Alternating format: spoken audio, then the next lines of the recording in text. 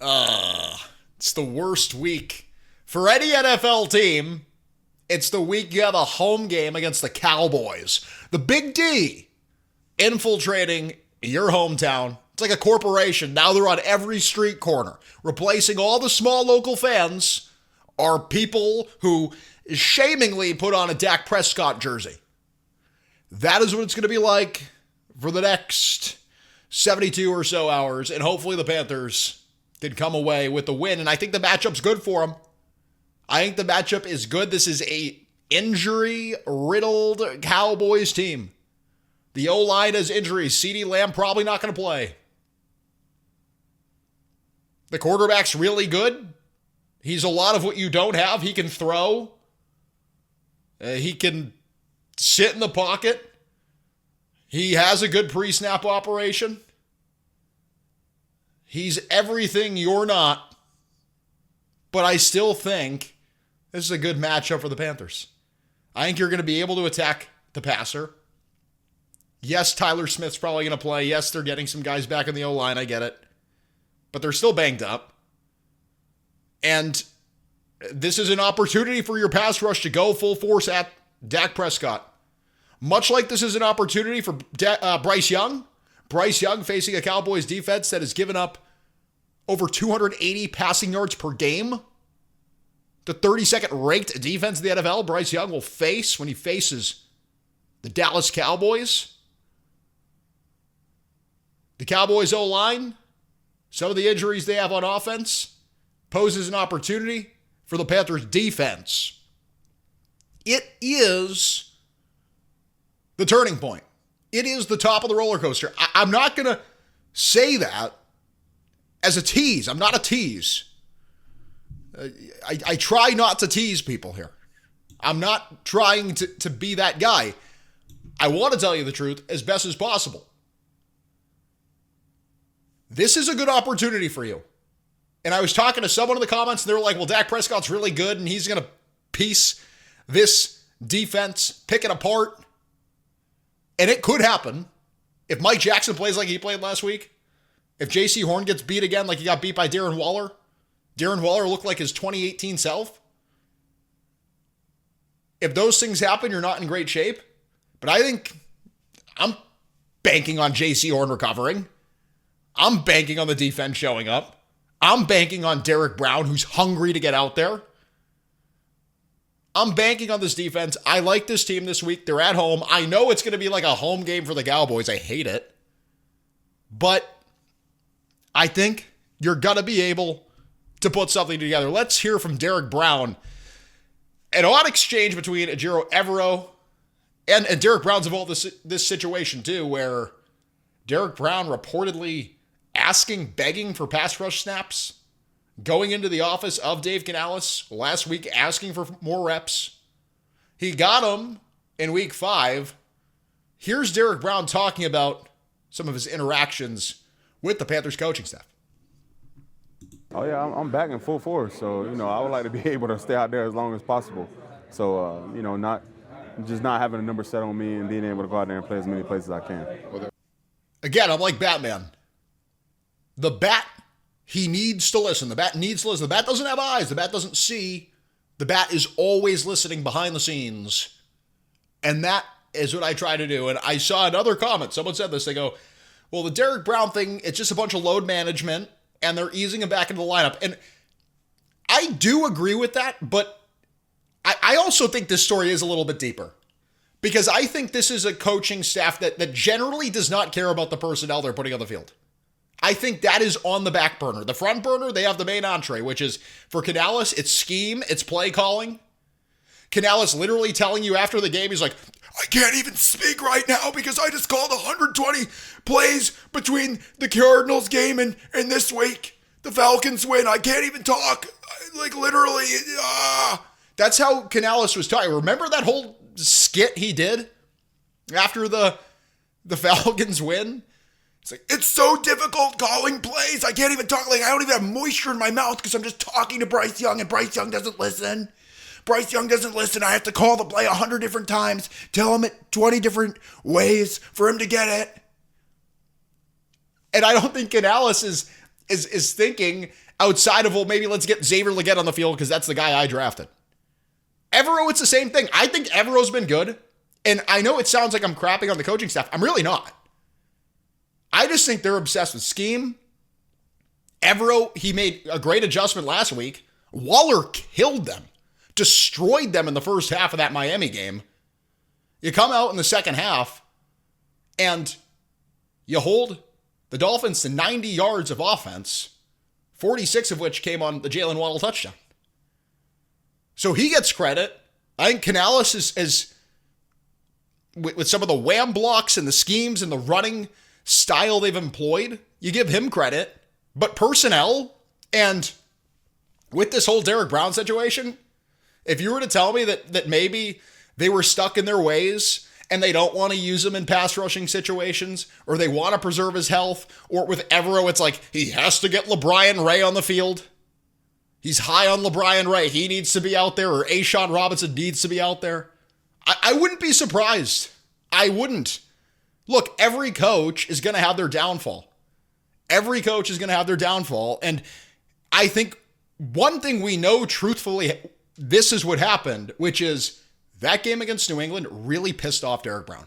It really pissed him off. It rubbed him the wrong way. After that game, he went in to coach's office and said he put those big menacing hands on the table. Derrick Brown, when he touches the table, it breaks. And he's not angry or anything. It's just like, he has Midas's touch. That table's going to break in half. He's a big man. And he puts his hands on that table, and he's a very polite, soft-spoken guy. He's a giant on the field, but he's a soft-spoken man, gentleman. And he goes, you know what? Put me on the dang field. Because these other guys can't play. And I want to pass rush. I want to play 100% of snaps. This load management crap, I'm done with it. And Canales is sitting there with his meta glasses on the MacBook. What, Derek? I'm trying to scheme up a end around for Xavier Legette. And they just forgot about it. Maybe, I honestly think that's a plausible thing. Well, let's take it from Evero. What did Evero have to say about the discrepancies between Derrick Brown and the coaching staff, DB thinking he should be getting on the field more? What did Evero have to say about the situation? Here is the Panthers DC. Well, I don't know if I would agree and say he wasn't a pass rusher. I think this guy showed the ability to pass rush, and like all of our guys, we're all working to get better. But I have a lot of faith in Derrick's ability to get after the quarterback. Does he have to get more into the playbook? I'm just trying to figure out the little nuances that are different for him and what he has to do as preparation during the week if he's going to take on more of that role versus just what we're used to seeing. I think I've answered that question the way I wanted to. Thank you. Okay, I got you.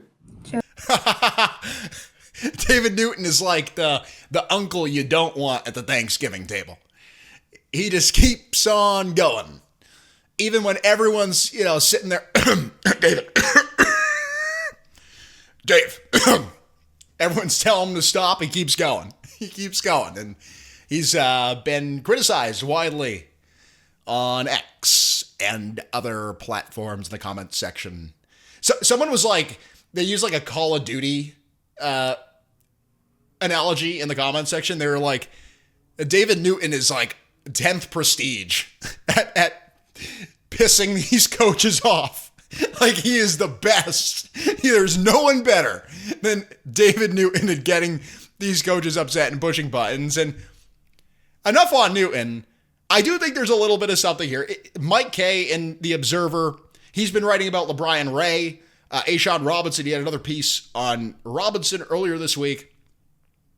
This is what Mike Kay put in the article, a quote from Todd Wash, the Panthers defensive line coach.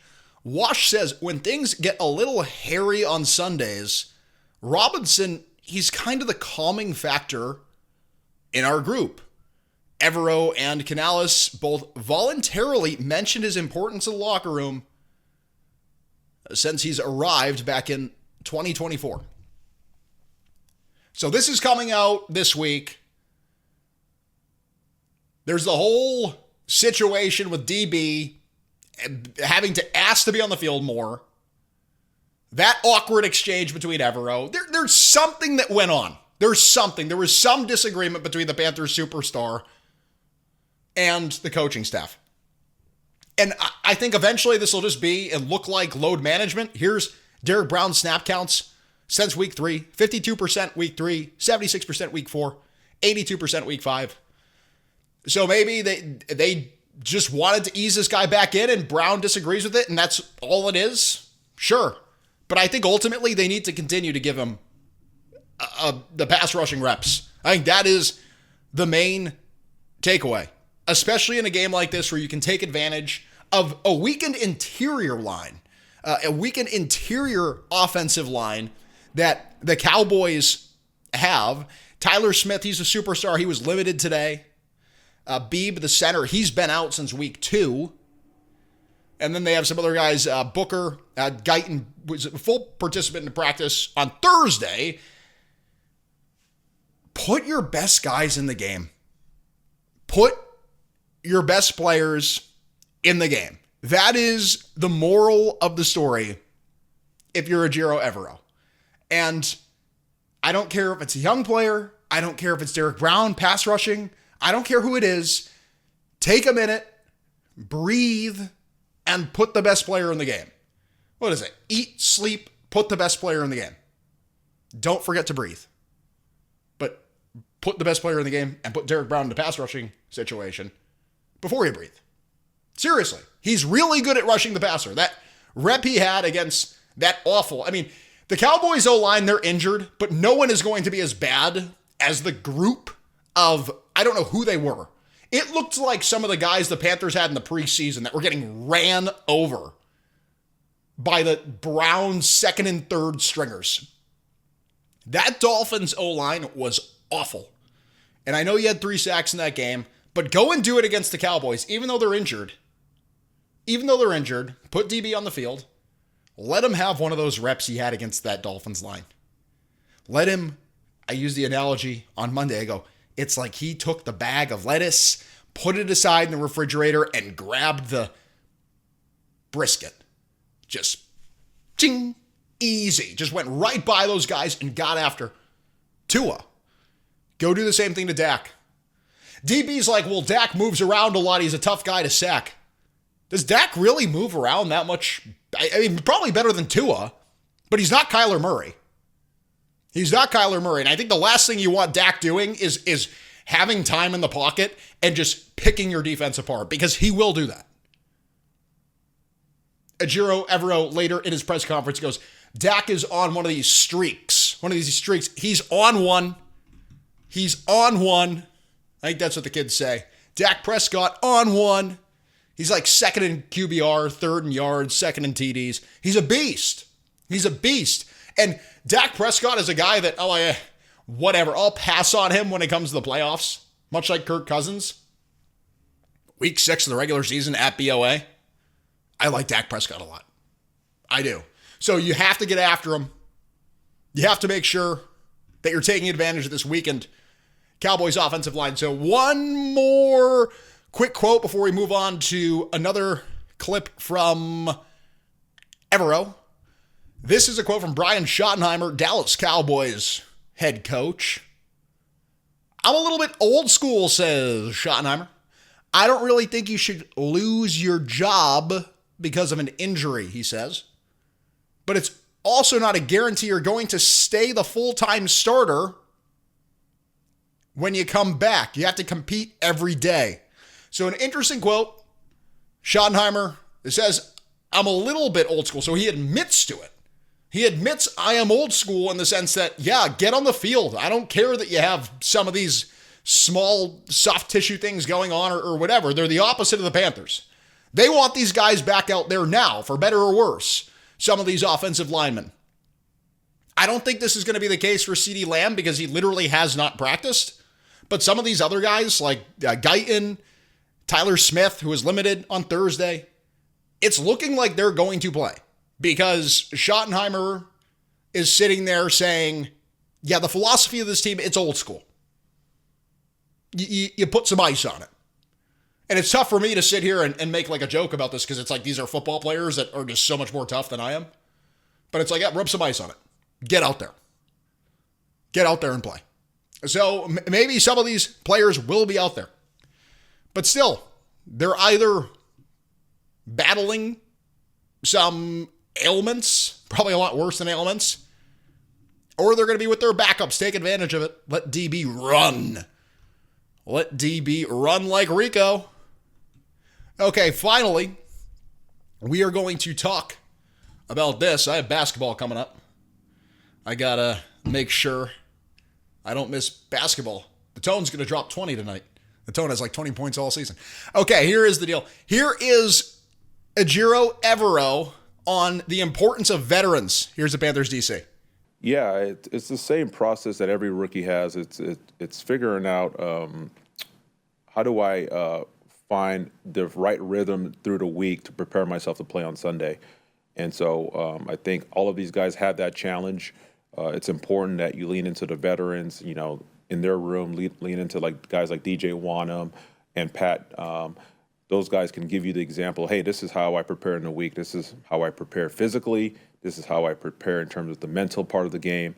And so I've seen a lot of improvement from all of our young guys in that area. This is the one place I criticize Evero more than anywhere else. It's the personnel. And I think this directly relates to Nick Scott and Pat Jones and DJ Wanham. Nick Scott is the guy that you highlight in yellow and underline.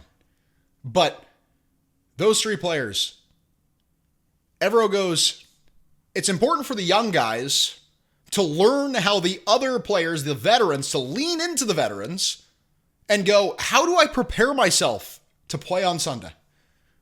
I disagree completely with that mantra. I don't think you're any better off having started DJ Wanham and Pat Jones over Scorton and Umamielen. I don't think you're any better off. Certainly, I know like to the Einsteinian degree, like this is as truthful as gravity.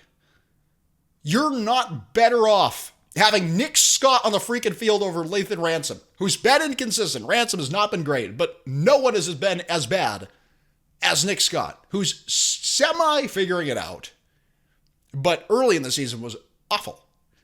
I don't agree with this mantra by the Panthers DC. I don't think it matters. I don't think having these career rotational players on the field over your rookies it's a learning experience. No, it's a developmental team. And don't force the guys out there like you did with Jonathan Mingo playing 90% of snaps as a rookie every single game. You don't have to do that.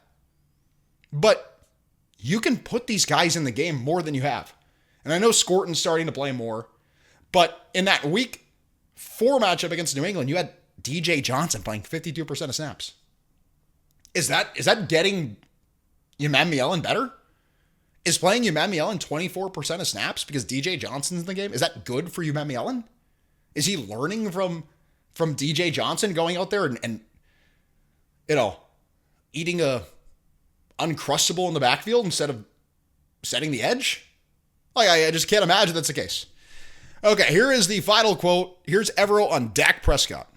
Well, I've always had a high amount of respect for Dak, and he is obviously one of the best players and quarterbacks in this league, and he's really been playing at a high level for almost a decade now. And so, he is on one of those rolls right now. When he gets hot, he's as good as anybody, and he's on a roll right now, and they're playing really well offensively.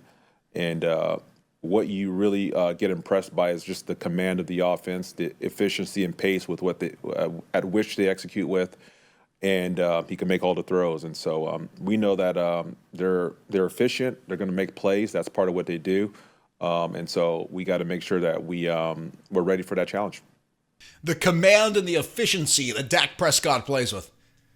So those are two of their key words. Those are two internal words the Panthers use. Command of the offense, the efficiency, or limiting the turnovers.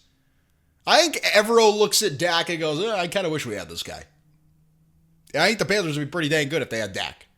As much as I think Dak is not the postseason clutch quarterback that you want him to be, I think he looks at Dak and goes, oh, this is the best guy we've played all year at that position.